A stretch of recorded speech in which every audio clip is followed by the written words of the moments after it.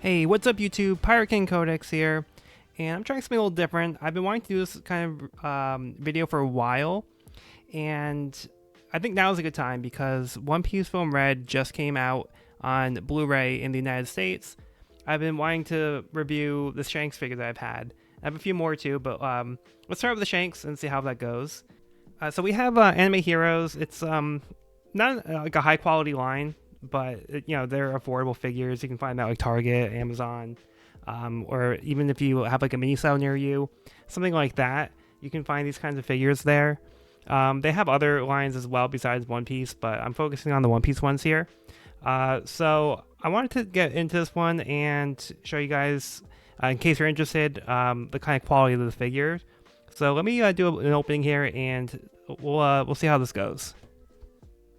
So to start with the packaging, there's some artwork on here. So we have like the Shanks art here. Nothing too crazy. Back to shows other figures. Pretty simple packaging. They're all pretty consistent across the board. So nothing too exciting there.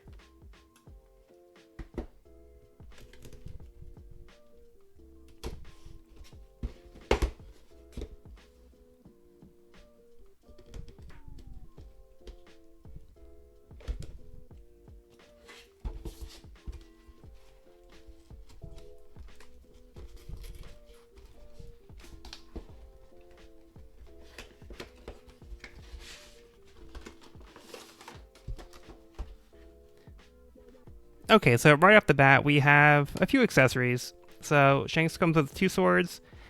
He has three hands. There's two kind of closed ones here, and then there's one that's kind of pointing up. And then he has the one hand that is attached to his arm right now. So let's take this out and get a closer look.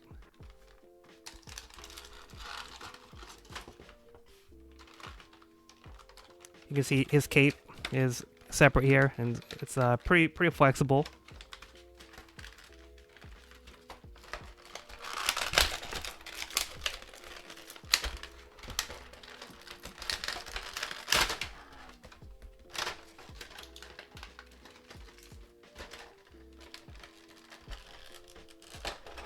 And the swords are behind these little plastic parts.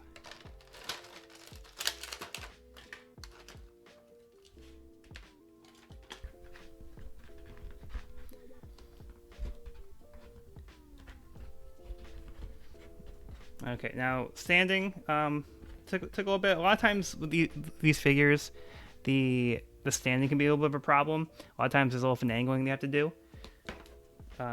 So he seems to balance pretty well compared to some of the other figures I've seen. But it looks like he wants to do some splits, so the joints seem a little bit loose in that area. And kind of going to the back of the figure, like we talked about, there's a nice cape. It's a little stiff on this side, but overall pretty nice. If you want to give him the sword, it looks like you'd be using this hand.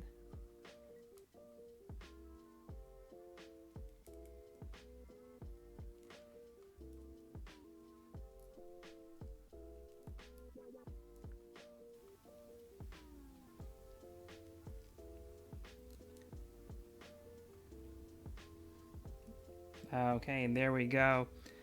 There's just kind of like a little kind of technique I had to use here. So it kind of like went into the hand and then I had to kind of twist it while I was in the hand.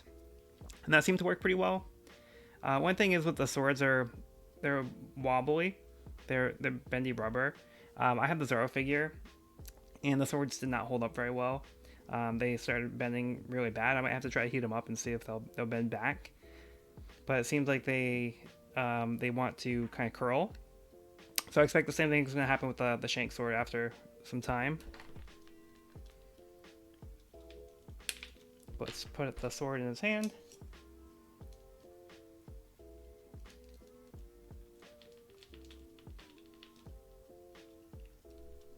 Okay. Yeah, so once the sword's in, it seems like it's pretty secure in there. It's pretty cool. I might keep this as like the default when I put it on my shelf. I like the sword in his hand. It's pretty cool looking.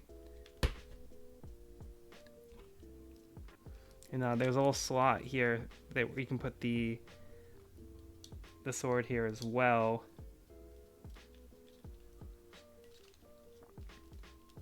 So you can have the sheath on his waist. That's pretty cool. Okay, and just showing off some of the other accessories here. So this was the open hand. That was the one that came on the figure. Then you have a pointing finger. And then you have kind of just like a fist. So here we have the Shanks figure. Overall, I feel like it does a pretty good job of capturing his likeness. Some of the other figures I feel don't really quite capture as well. Some of the faces look a little wonky, but I feel like his face looks pretty good here. So, yeah, pretty nice details, and the scarring is sculpted in, which is pretty nice. And just kind of going through the articulation here. So, his neck can kind of swivel. But he doesn't really have like a motion to go up and down, like a head nod. There's not really too much there. Going through the arm, so there's a joint over at the shoulder, and there's a twist here, which is pretty nice. There's the bicep bend, which is pretty standard. There's the pin joints here, which are pretty nice. And then the arm, or and the wrist, there's a wrist swivel on a ball joint. Not too much of a waist swivel. I think the sash is kind of getting in the way there. Not too much motion there. He can do a pretty good split here. Not quite a full split, but pretty close. And then you can get full 90 degrees on the leg. Get a 90-degree angle at the knee. And then the ankles are on, looks like a ball joint. And then there's a pin to go up and down. There isn't really a side tilt. But overall, pretty good articulation. Okay, so now he's got the sword in his hand, which I think that looks pretty good.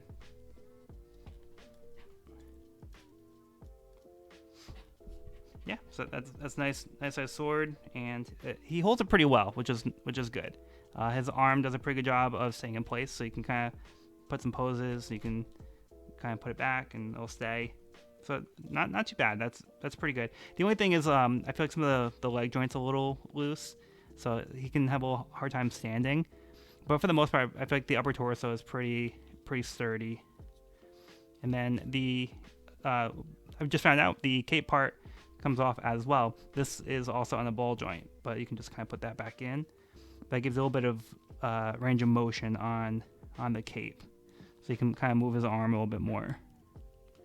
And then the other side, no arm. They just kind of left the joint there, so kind of looking behind the curtain. But they only need the one arm for the figure. Okay, here's the Luffy figure in comparison to the Shanks. He's a little bit shorter, which makes sense. And then the Luffy's legs are a little thin, so he feels like he's not going to stand as well. And I'm toppled over a few times. You can see him compared to the Luffy. Here's the Zoro figure.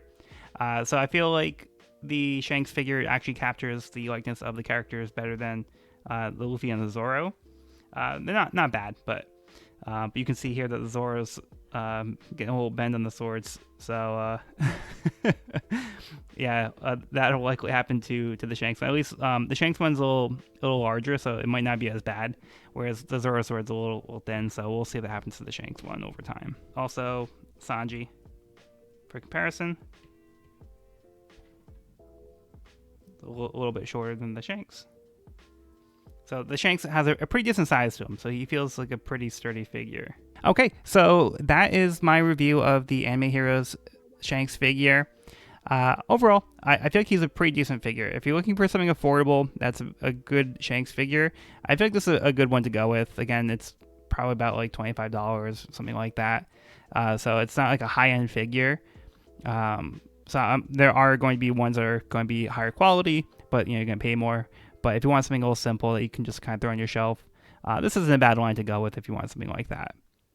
But that's going to be it for this video. Be sure to bring along all of your hopes and dreams, and I'll see you in the next one.